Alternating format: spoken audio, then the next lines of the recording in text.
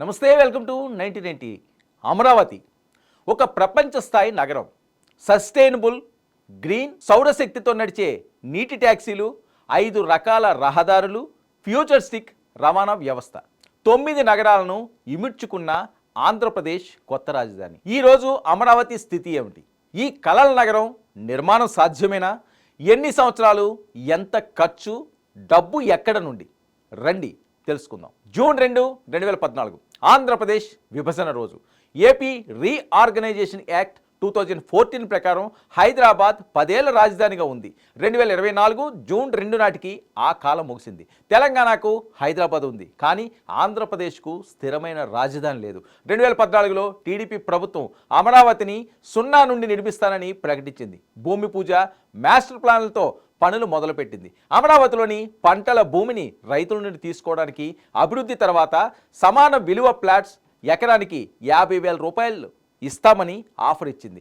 రైతులు ఒప్పుకుని భూములు ఇచ్చారు. ఇక అమరావతిని భారతదేశ మొదటి సస్టైనబుల్ గ్రీన్ సిటీగా, ప్రపంచ టాప్ 5 నగరాల్లో ఒకటిగా నిర్మించాలని లక్ష్యం. సింగపూర్ నిపుణులు నార్మన్ ఫాస్టర్ రూపొందించిన ప్లాన్లో అమరావతిని 9 నగరాలుగా, అంటే నవనగరాలుగా విభజించారు.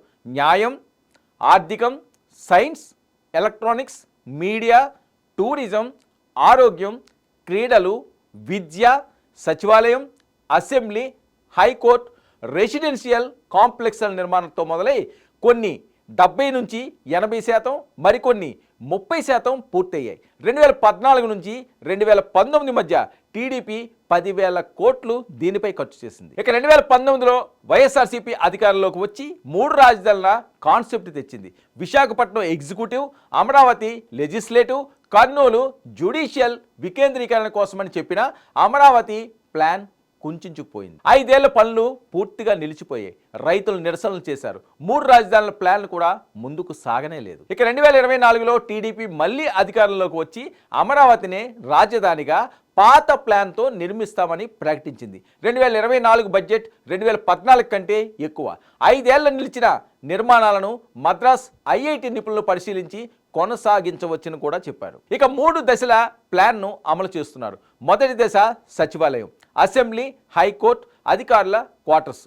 ఇంక 2027 నాటికి 30 నెలల్లో పూర్తి చేయాలనే లక్ష్యంగా పెట్టుకుంది కూటమి సర్కార్. ఇక రెండో దశ విమానాశ్రయ అనుసంధానం, మెట్రో రైల్. మూడో దశ 3,300 కిలోమీటర్ల హైవే, 30% ఆకుపచ్చ ప్రదేశాలు, వాటర్ పార్కులు, ఫుట్పాత్లు, సైక్లింగ్ ట్రాక్లు కూడా ఏర్పాటు చేయాలని లక్ష్యంగా పెట్టుకుంది. ఇక మంత్రి నారాయణ చెప్పినట్టు వరల్డ్ బ్యాంక్, ఏడీబీ రుణాలతో రాజధాని నిర్మిస్తామన్నారు.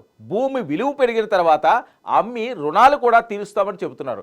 వరల్డ్ బ్యాంక్ ఏఐబి నుండి 15,000 కోట్లు, హడ్కో నుంచి 12,000 కోట్లు, జర్మన్ బ్యాంక్ నుండి 5,000 కోట్లు, జపాన్ ఏజెన్సీని సంప్రదించారు కూడా. ఇక 53,000 ఎకరాల్లో 10,000 ఎకరాలు అమ్మి 2 లక్షల కోట్లతో రుణాలు తీరుస్తారు. ఇక అమరావతి 45 లక్షల జనాభాతో A1 సిటీగా, ఐటీ హబ్గా 18 లక్షల ఉద్యోగాలు సృష్టిస్తుంది. నిర్మాణం వేగంపై పూర్తి ఆధారపడి ఉంటుంది. ఇక ముఖ్యమంత్రి చంద్రబాబు చెప్పినట్లు అమరావతి భారతదేశ గర్వం.